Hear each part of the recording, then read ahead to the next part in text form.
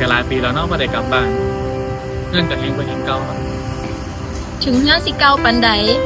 ก็ยังผูกความทรงจำของเฮาไว้คือเก่าเนาะ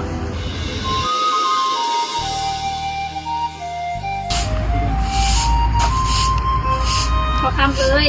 มื้ออื่นก็สิขึ้นบ้านใหม่แล้วอย่าลืมเชิญพ่อค้ามาบ้านเด้อ โอ้ยแม่เอ้ยคอยเตรียมไว้เบิดแล้วขอพามสู่มาตอนเช้ากับขอเครื่องทายาทาน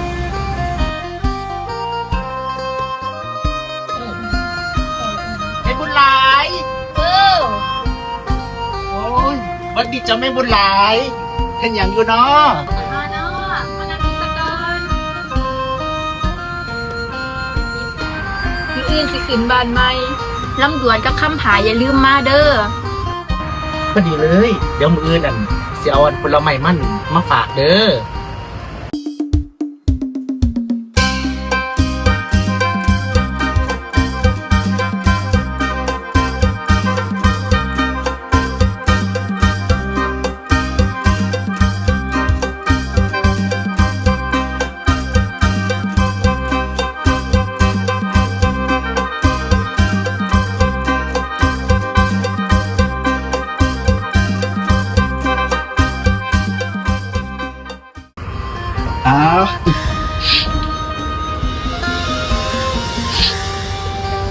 เอาจะคล้องบ้านยุ่ใส่ยับขึ้นมามองนี่มาหนักเอาเดี๋ยวเขาจะไว้ที่กันดันยังไง โอ้ย เฮ้ยขึ้นบ้านในบ้านงามนะดิเอาไม่ดีพ่อหมอกับบ่ใครสมานกันเลยแต่สีเฮ็ดให้ดีเอาพร้อมไปเอาเราพร้อมไปเอาพร้อมไปเนาะเอาตั้งใจเฮ็ดเด้อ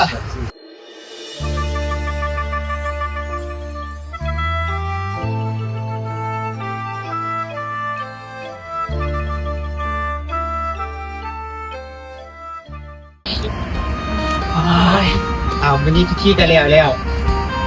พอมาสิให้พรเด้อวันนี้ขอให้สุเจ้านะบ้านหลังใหม่นี่ก็ขอให้อยู่เย็นเป็นสุขเป็นอย่างกันมีแต่ความสมมาตรปรารถนาไม่ไปนานมีลูกเต็มบ้านเวลาเต็มเมืองเด้อขันม้ามื้อนี้คือกันให้คุณเด้อข้างหลังได้ยินบ่ได้ยินบ่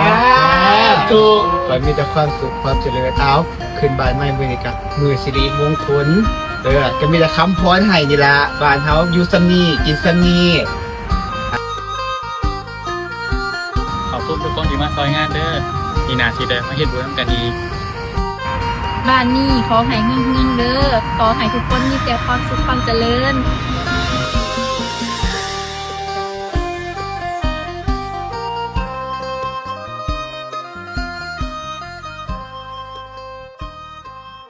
แล้วเดินข่าวมารับนะจ๊ะ ผู้สาวลูกเขาเหนียวยังเปลี่ยวใจตัวเอง